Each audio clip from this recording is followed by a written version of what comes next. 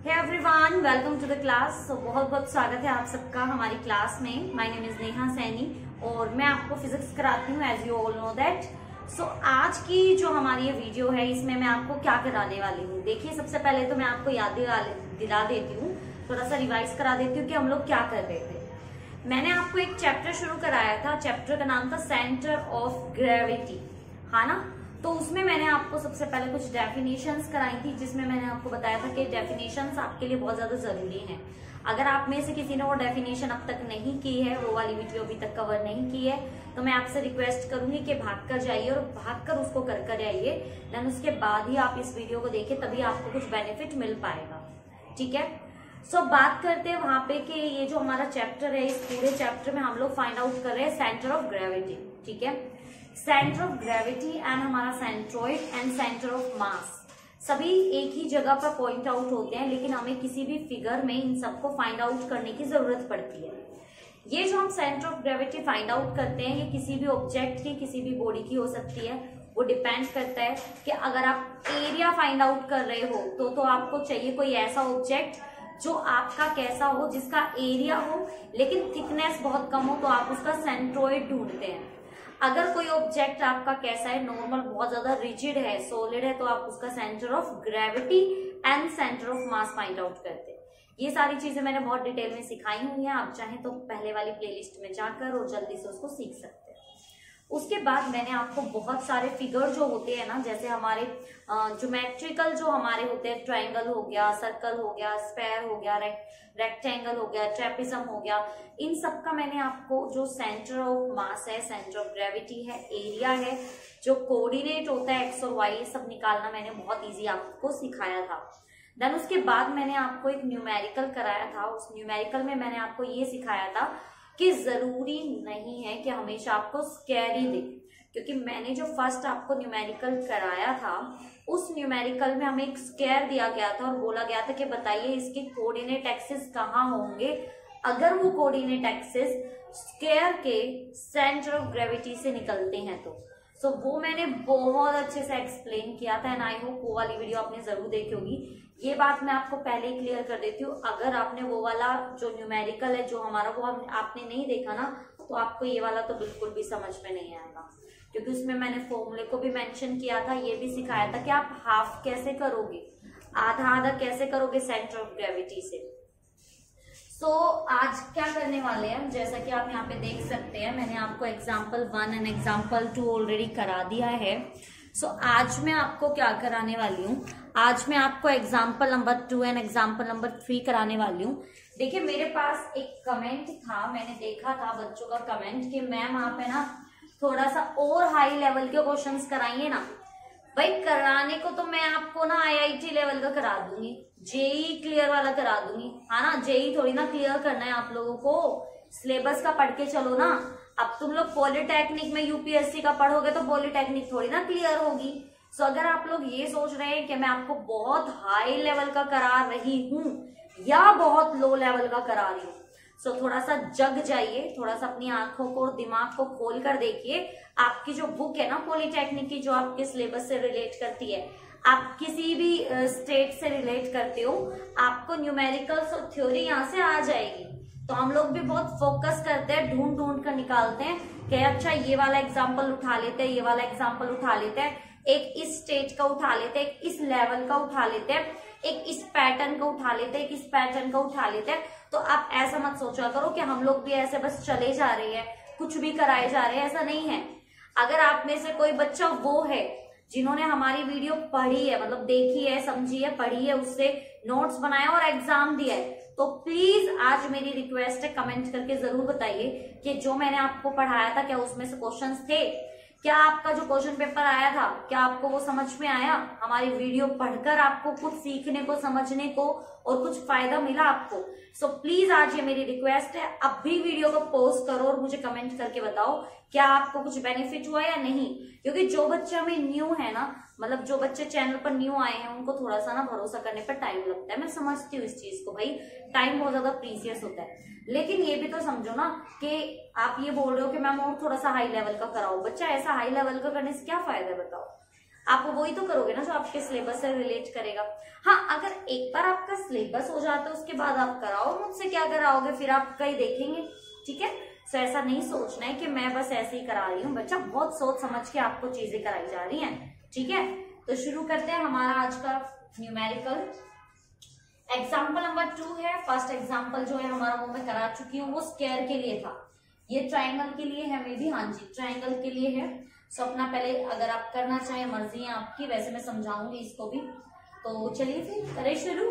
Okay चलिए शुरू करते हैं। सो चीजों को थोड़ा सा समझते हुए चले, पैटर्न वही रहेगा, बस थोड़ा सा लेंथी हो जाता है, ठीक है। तो शुरू करते हैं। क्वेश्चन पूछा गया है 3 pieces of iron uniform thickness.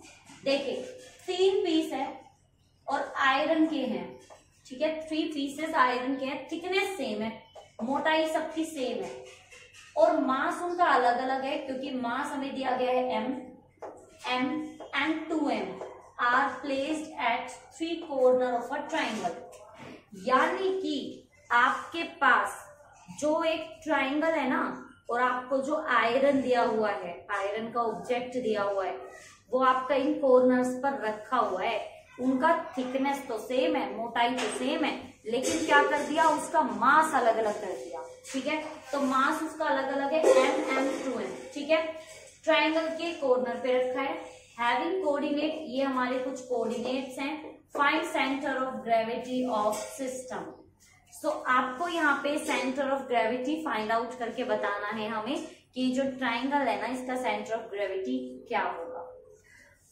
अब दिमाग में एक चीज डाल लो कि जब भी आपको कोई भी सेंटर ऑफ ग्रेविटी का क्वेश्चन आता है, तो सबसे पहला जो आपका काम होना चाहिए ना, वो होना चाहिए आपका जो डायग्राम है वो प्लॉट करना।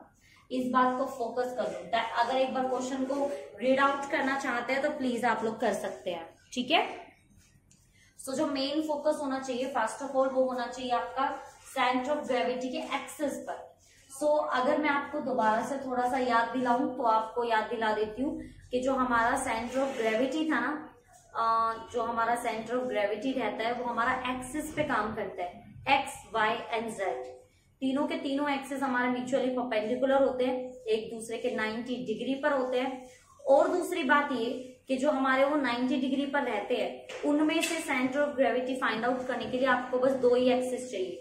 ये नहीं आप एक साथ सारे एक्सिस लेकर आ जाओ, नहीं ऐसा कुछ भी नहीं है, आप कोई भी 2 एक्सिस ले लो, ठीक है। चलिए तो शुरू करते हैं। देखिए भाई, हमें लेना है हमारे 2 एक्सिस, तो मैंने ले लिए यहाँ पे 2 एक्सिस, गॉट इट। ये हमारा एक्स एक्सिस हो गया, ये हमारा वाई एक्सिस हो गया। सो कॉमन बोला है, इस पे ना हमारे पास एक ट्राइंगल है, चलिए बना लीजिए। ट्राइंगल ऐसा ही होता है, तो मैंने बना लिया ये ट्राइंगल। कृपया करके आप पेंसिल और अपने स्केल का यूज करें, मेरे पास है नहीं, मैं कर नहीं सकती, लेकिन आप कर सकते हैं। और आपसे रिक्वेस्ट है, एग्जाम में भी हमेशा स्केल और पेंसिल का यूज करें। कोई भी बच्चा पेंसिल नहीं बनाएगा, बना सकते हो, लेकिन अगर नंबर चाहिए तो फिर तो सुनो थोड़ी सी हमारी भी। देखो भाई, यहाँ पे 2 मास है। मान लीजिए एक, इसका नाम दे देते हैं हम लोग, ठीक है। ये हमारा ए है, ये हमारा बी है, ये हमारा सी है, ठीक है। ये पॉइंट सी है और ये हमारा ओरिजिन है ओ। ये जो मैंने ए पॉइंट दिया है ना, ये इसका है ट्राइंगल का, और ये जो मैंने ओ पॉइंट दिया है ना, ये ओरिजिन है। हमारा जो एक्सिस है ना, एक्स और वाई, उसकी शुरुआत जहां पे एक्स और वाई की वैल्यू 0 होती है। अब फोकस करना जरा, यहाँ पे बोला गया है 3 piece of iron uniform thickness, तो हम लिख दें thickness of iron pieces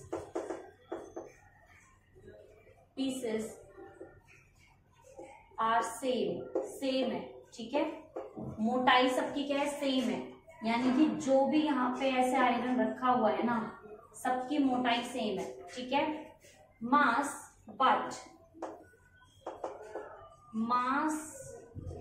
of iron A is equal to m, क्योंकि एक मास m है। Mass of iron piece B क्या है, m है, क्योंकि दूसरे का भी m है। मास ऑफ आयरन पीस भी लिख सकते हैं, मैं लिख नहीं रही हूं, ये हमारा 2m है। ये चीज समझ में आई, तो मैं यहाँ पे लिख दूं m और 2m। ये चीज समझ में आई सबके? प्लीज एक बार यहाँ पर फोकस कर लीजिए अगर आपको समझ में आ गया तो, कि मैंने यहाँ mm 2m क्यों रखा। एक चीज और, बच्चों को हमेशा एक चीज की कंफ्यूजन रहती है, जिनको पता है उनकी तो बात ही क्या है। कई बार बच्चों को लगता है कि मैम हमेशा ABC क्यों लिखे। भाई कोई कंपल्सरी नहीं है, आप ABC लिखो, कुछ भी लिखो, कोई फर्क नहीं पड़ता। अगर आप यहाँ पे mm 2m लेना चाहते हो, जहां तुम्हारा मन करे रखो, कोई फर्क नहीं पड़ता, आंसर वही आएगा। ठीक है, तो ये तो हो गई हमारी मास की बात। अब हमें क्या चाहिए, हमें चाहिए coordinate axis. So let us consider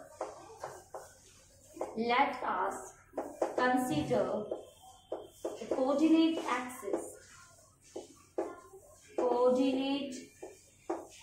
axis of, चलो कोऑर्डिनेट एक्सिस ही कर लो, XY axis as.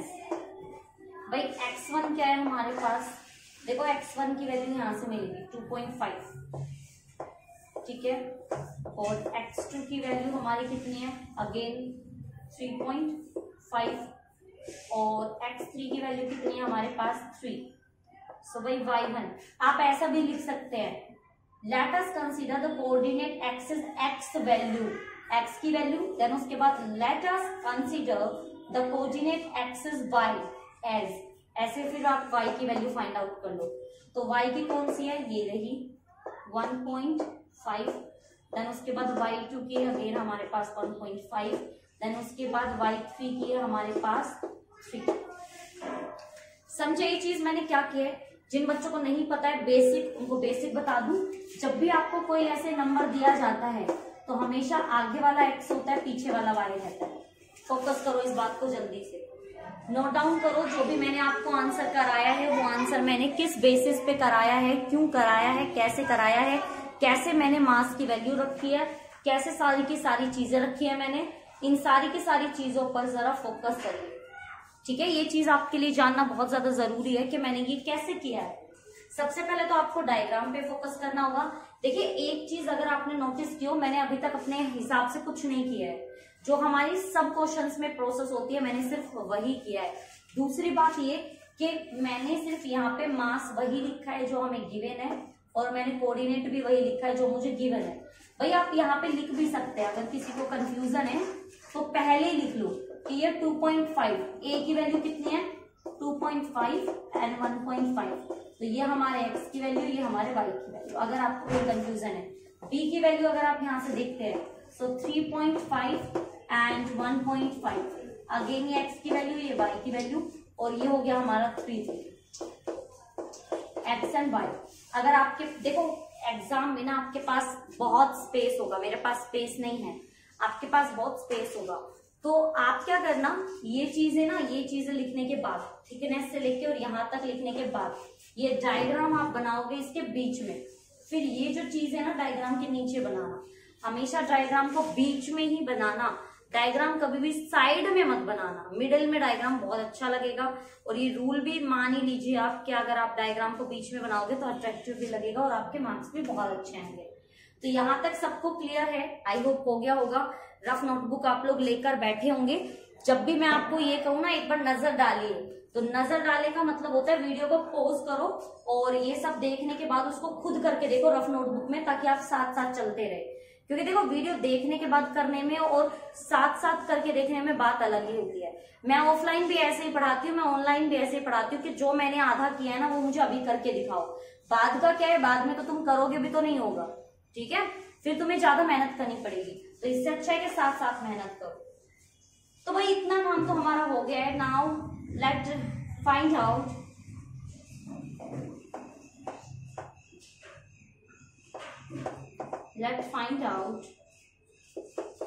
The value of x।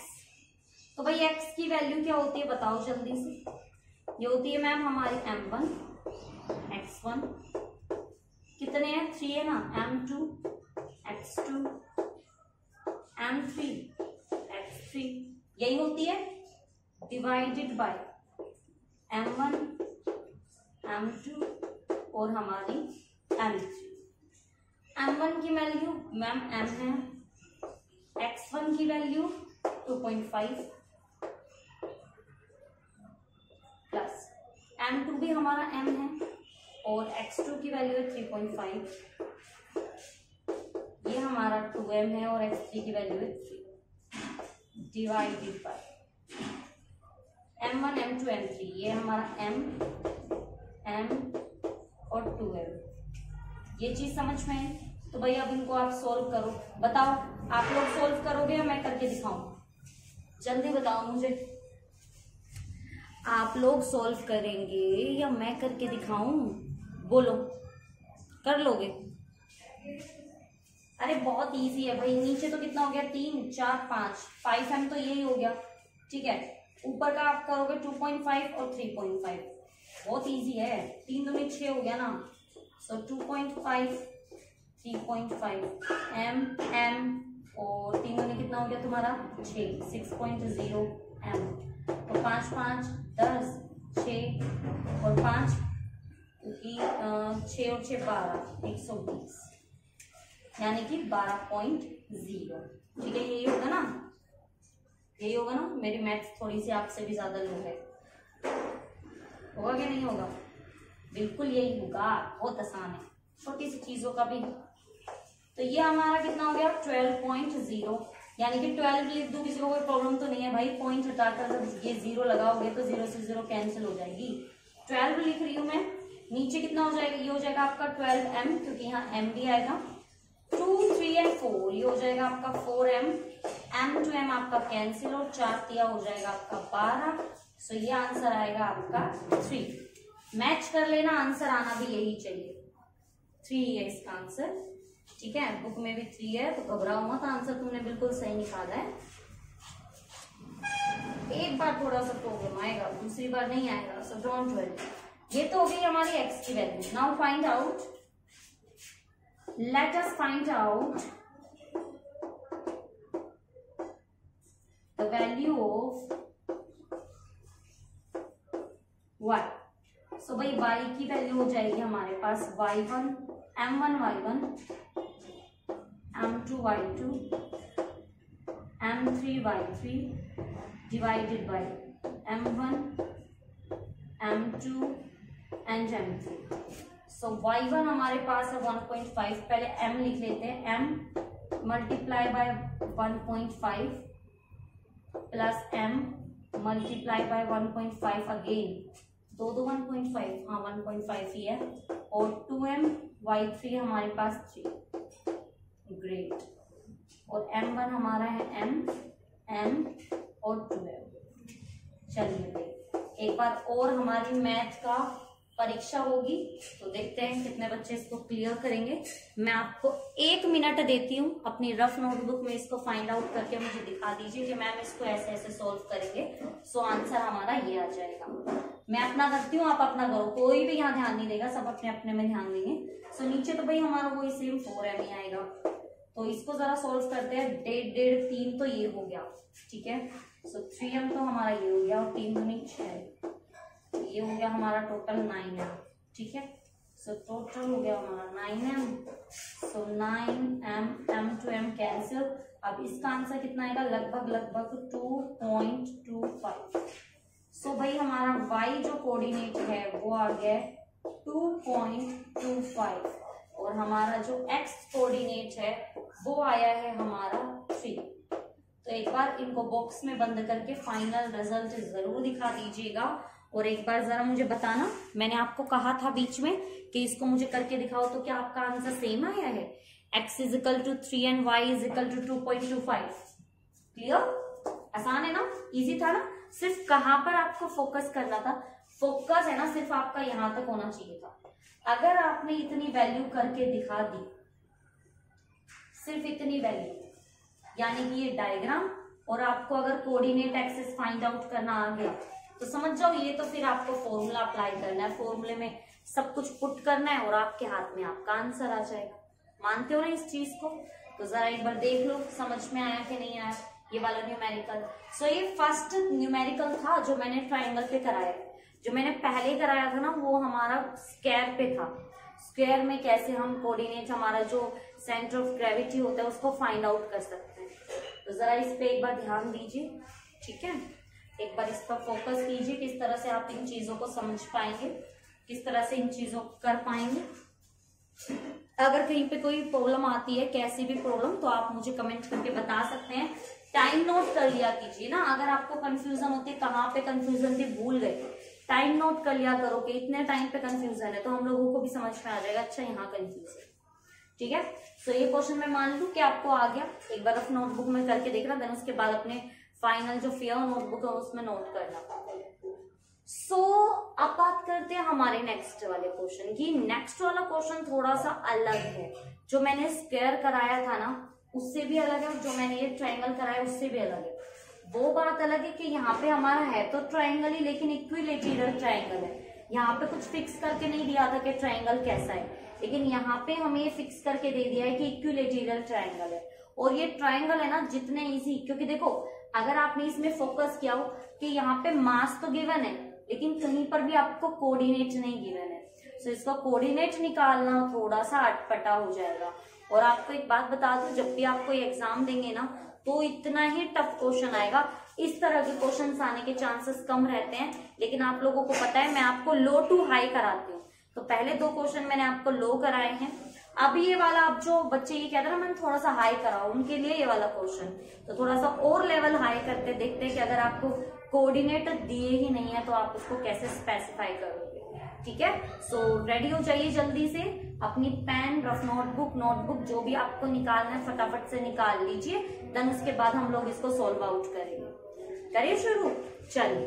तो अगर आप यहाँ पे फोकस करेंगे तो क्वेश्चन में बोला गया है इफ 3 पॉइंट्स मासेस, हमारे पास 3 पॉइंट्स हैं, जैसे हमारे ट्राइंगल पे होते हैं ना ऐसे ही हमारे पास 3 पॉइंट है। उन पॉइंट्स के जो मासेस है उनका नाम है M1, M2 and M3, situated at vertices of an equilateral triangle. वो जो हमारे वर्टिसेस होते हैं ना ट्राइंगल के ऊपर, उस पे वो लोग सिचुएटेड हैं, साइड है उसकी A, then what will be coordinate of the centre of gravity. तो हमें पूछा गया है कि इसका सेंटर ऑफ ग्रेविटी क्या होगा, बताओ, थोड़ा दिमाग लगाओ, सोच के देखो। अगर आप होते हो और आपके सामने ये क्वेश्चन फर्स्ट टाइम आता और आपको कॉन्सेप्ट पता है, आपने न्यूमेरिकल किए हुए हैं, तो आप इस न्यूमेरिकल को किस हिसाब से करते? सोचो, थोड़ा सा दिमाग लगाओ, फोकस करो। चाहो तो फर्स्ट वाले इस वाले न्यूमेरिकल का भी थोड़ा सा उठा सकते हो कंटेंट। दिमाग लगाकर देखो कि आपको ये वाला क्वेश्चन आता है कि नहीं, थोड़ा सा फोकस करके देखना है। So I hope you need my help. करूँ हेल्प? थोड़ा सा आया कुछ समझ में क्वेश्चन या सर के ऊपर से गया? चलिए मैं थोड़ी सी आपकी हेल्प कर देती हूँ। सो देखो, हाँ मैं मानती हूँ ये क्वेश्चन इतना सीधा नहीं है जितना सीधा हम लोग समझ रहे हैं। थोड़ा सा मैं बताती हूँ कैसे होगा। देखो, तो सबसे पहले तो हम जब इसका सॉल्यूशन करते हैं तो मैंने आपको एक बात कही थी, अगर आपको याद हो कि सबसे पहले तो जो थ्योरी दी होती है ना आपको, वो आपको लिखनी है। तो क्वेश्चन में है if 3 points masses M1, M2, M3, so masses of 3 point masses, 3 point masses कौन कौन से हैं? M1, M2 एंड हमारा M3। कोमा लगा देना, मेरे पास स्पेस थोड़ा कम है तो शो नहीं होगा, ठीक है। देन उसके बाद हमें क्या करना है, देखो उसके बाद आप बनाओगे डायग्राम, जो कि सबसे ज्यादा इंपॉर्टेंट है। तो ये बनाया मैंने डायग्राम, ये मेरा y एक्सिस, ये मेरा x एक्सिस, ठीक है। तो आपको यहाँ पे ऐसे एक ट्राइंगल बनाना है, क्योंकि अगर यहाँ पे देखो मैंने यहाँ पे ट्राइंगल है ना थोड़ा सा उठा के बनाया था, टच नहीं किया था, लेकिन यहाँ पे एक चीज बोली गई है if 3 points masses M1, M2, M3 situated at vertices of an equilateral triangle। ये vertices इसके ऊपर ही आना चाहिए, नीचे वाला, इस चीज को थोड़ा सा फोकस करें please. Triangle of side A, यानी कि इसका साइड A और इसका साइड क्या है आपका A, then what will be coordinate of centre of gravity. तो इसका कोऑर्डिनेट क्या होगा वो हमें बताना है। सो देखो भाई, मास हमें यहाँ पे गिवन है, तो मैं यहाँ पे लिख दूं ये हमारा मास M1, ये हमारा मास M2 और यहाँ पे हमारा मास m3। इजी, ये चीज समझ में आई। अब हम रखेंगे इनके कोऑर्डिनेट एक्सिस। तो कोऑर्डिनेट एक्सिस रखना थोड़ा सा समझ जाओ। तो देखो मैं आपको बताती हूँ इसके कोऑर्डिनेट एक्सिस हम लोग किस तरह से रखेंगे। देखो ये एक तरह से ना आपको याद रखना पड़ेगा, ये मैंने सिखाया भी था, बताऊंगी उस बारे में भी, थोड़ा इस पे फोकस करो। देखो the coordinate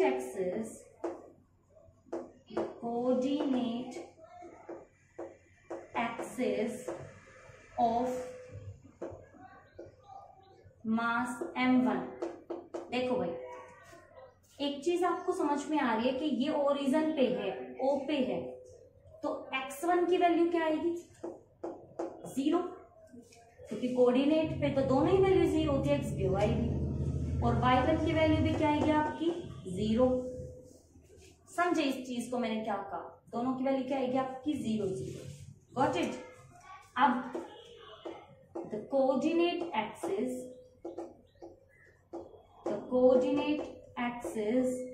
of mass m2, x2 again 0 and y2 again 0। अब बच्चों का दिमाग घूमेगा।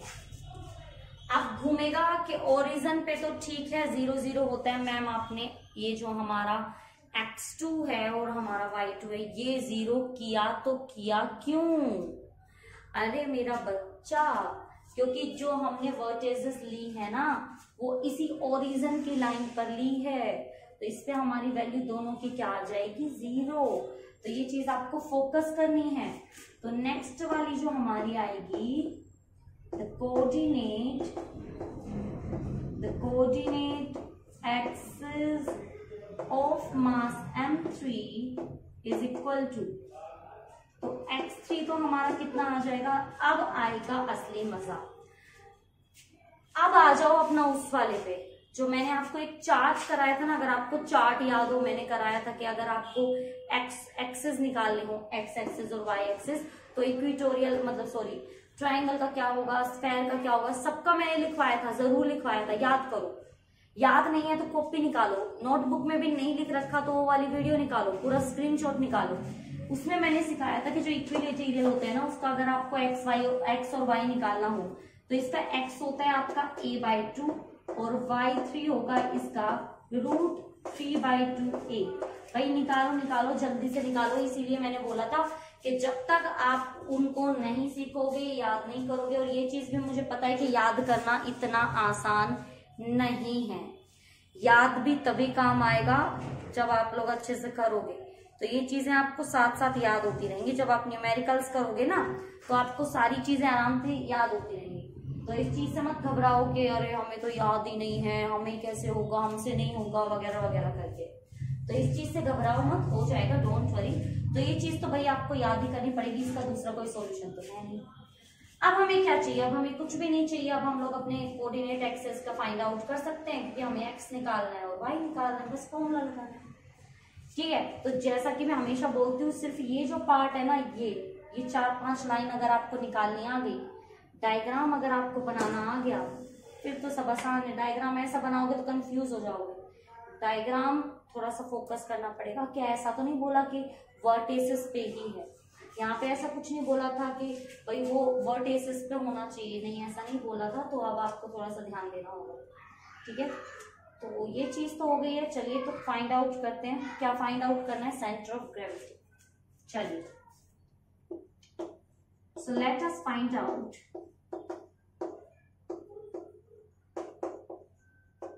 Centre of gravity.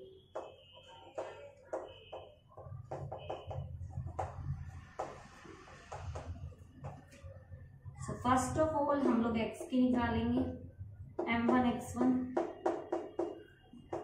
m2 x2 और m3 x3। ठीक है,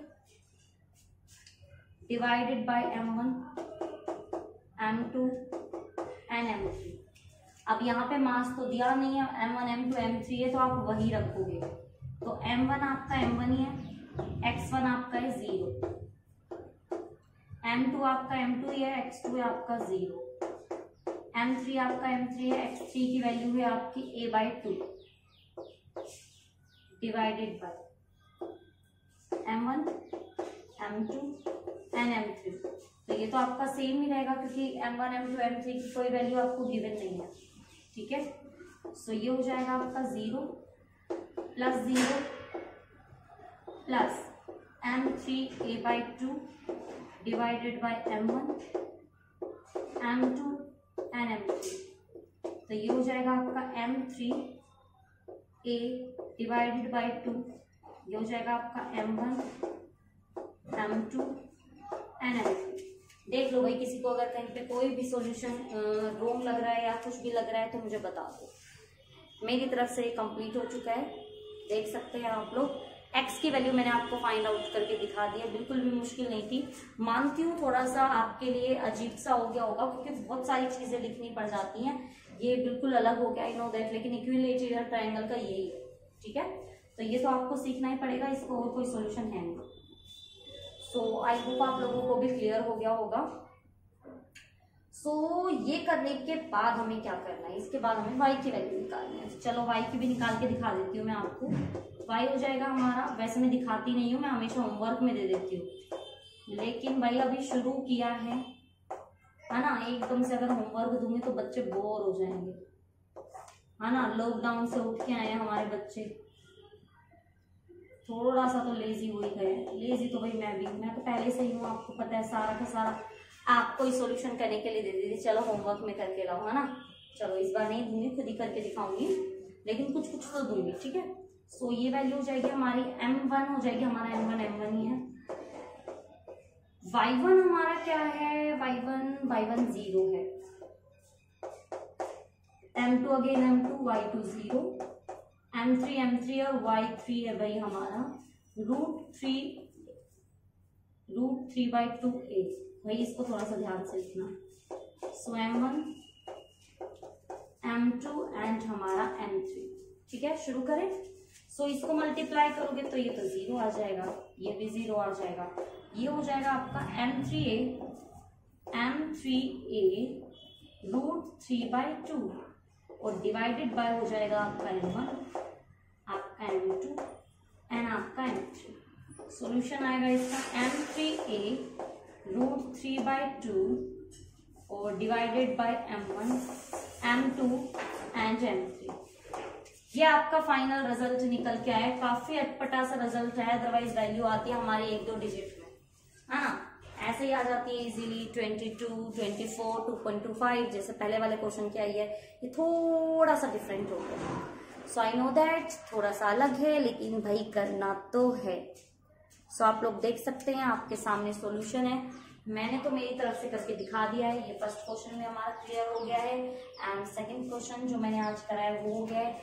एक मैं आपको ऑलरेडी करा चुकी हूँ, तो आपको कितना समझ में आया है वो तो आप ही जानते हैं, लेकिन मैं ऐसी उम्मीद करती हूँ कि मैंने जो आपको थोड़ा बहुत आज कराया है, ये दोनों न्यूमेरिकल फर्स्ट वाले में मुझे नहीं लगता कहीं पर भी कोई क्वेश्चन मतलब आपके माइंड में डाउट होगा, क्योंकि डाउट का तो कोई यहाँ पे है ही नहीं ऐसा कुछ, क्योंकि कोऑर्डिनेट तो आपको दिए ही हैं, XY ऑलरेडी गिवन है, M1 M2 M3 की वैल्यू ऑलरेडी गिवन है। इस टाइप का क्वेश्चन तो आप भाग कर भी कर दोगे, नहीं आंखें बंद करके मैं वैल्यू बताऊंगी ना तो भी आप आंखें बंद करके वैल्यू पुट करके आंसर निकाल दोगे दिमाग में। इसका मैं मानती हूँ। इस वाले को तो मैंने आपको स्टार्टिंग में कह दिया था कि भाई थोड़ा सा खींच के लेना पड़ेगा इस वाले क्वेश्चन को, क्योंकि इस वाले क्वेश्चन में आई नो दैट याद तो अपने को है नहीं, तो याद नहीं है तो भाई याद करो M3 के कोऑर्डिनेट एक्सिस कैसे फाइंड आउट करते हैं, है ना। ये मैंने ऑलरेडी लिखवाया हुआ है उस वाली चार्ट में, तो अपना अच्छे से याद करके और फिर ऐसे ही एक क्वेश्चन करोगे ना, याद अपने आप हो जाएगा। देखो मुझे एक बात बताओ, सिंपल सी बात है, ज्यादा से ज्यादा अगर आपको क्वेश्चन को चेंज करके देगा टीचर तो क्या चेंज कर देगा, कोऑर्डिनेट दे देगा आपको, M1 M2 की वैल्यू दे देगा, हाँ ना। तो आपको सिर्फ इतना याद रखना है कि जब आपको वर्टिसेस बोले ना इक्विलैटरल का, तो आपको ऐसे रखना है, बात खत्म, क्यों टेंशन ले रहे हो। अगर इक्विलैटरल बोले तो सेम टू सेम यही छाप के आना है, और अगर आपको एक्सिस दे देता है मतलब XY की वैल्यू दे देता है, पुट कर देना फॉर्मूले में, सिंपल है, इतना टेंशन नहीं लेने का है, ठीक है। तो अभी जितना करा है ना उस पर फोकस करो। अगर इस टाइप का कोई और न्यूमेरिकल बच रहा होगा ना तो वो मैं करा दूंगी, और उसी के हिसाब से फिर आपको पूरा का पूरा सिस्टम समझ में आ जाएगा कि कैसे करना है। सो यहाँ पे हमारी आज का ये लेक्चर खत्म होता है। आई होप आप लोगों को आता होगा, आ गया होगा। तो अब आपकी होमवर्क की बारी। छोटा सा सिंपल सा होमवर्क दे रही हूँ, ज्यादा टफ होमवर्क नहीं दे रही हूँ। काम ये है बच्चे कि आपको ये दोनों के दोनों न्यूमेरिकल्स अपनी नोटबुक में, रफ नोटबुक में करके देखने हैं, और फिर उसके बाद फेयर नोटबुक में खुद से करोगे बिना देखे। ठीक है, एक एक वैल्यू को फाइंड आउट करके देखोगे, आंसर निकाल के देखोगे रफ नोटबुक में कि फॉर्मूला अप्लाई करने के बाद क्या आंसर आपका सेम टू सेम यही आ रहा है या कुछ गड़बड़ हो रही है। ठीक है, तो इतना तो आपको करना ही पड़ेगा, अपनी मेहनत तो आपको करनी पड़ेगी अगर आप चाहते हो कुछ करना, लाइफ में कुछ बनना। तो देखिए, और तो सॉल्यूशन कुछ हमारे पास है नहीं, हम सिर्फ आपकी हेल्प कर सकते हैं। ओके, तो खुद की हेल्प कीजिए थोड़ी बहुत, हम तो आपकी हेल्प में लगे ही हुए हैं। अगर आपको कोई प्रॉब्लम है, कोई डाउट है, तो आप पूछिए हमसे। हम हमेशा कहते हैं हम आपकी जो प्रॉब्लम है, आपका जो डाउट है वो सॉल्व करेंगे, मना तो नहीं करते। तो थोड़ा सपोर्ट आप कीजिए, थोड़ा सपोर्ट हम आपका करेंगे। चलिए, तो फिर अलविदा लेते हैं आज की इस क्लास से, क्योंकि क्लास तो हमारी समाप्त हो गई है। तो जो भी बच्चे हमारे चैनल पे न्यू हैं, अभी अभी देखना शुरू किया है, तो बच्चे कोशिश पूरी रहेगी हमेशा की तरह। सो आप भी हमारा सपोर्ट कर सकते हैं, चैनल को सब्सक्राइब कर दीजिए, दोस्तों के साथ शेयर कर दीजिए, पसंद आया तो लाइक कर देना, और नहीं कहीं पर कुछ गड़बड़ दिखती है तो भाई कमेंट कर दो, कोई प्रॉब्लम नहीं है, हम लोग हमेशा तैयार हैं। ठीक है, अच्छे के लिए भी तैयार है, बुरे के लिए भी तैयार है। तो चलिए फिर मिलते हैं, तब तक दोनों के दोनों क्वेश्चंस को अपनी रफ नोटबुक में करके देखो। देन उसके बाद जब तक कंफर्मेशन ना हो जाए कि भाई दोनों क्वेश्चन आ गए, फेयर नोटबुक में उतार मत देना। ठीक है, चलिए तो फिर मिलते हैं नेक्स्ट वाली वीडियो में। Bye bye, take care.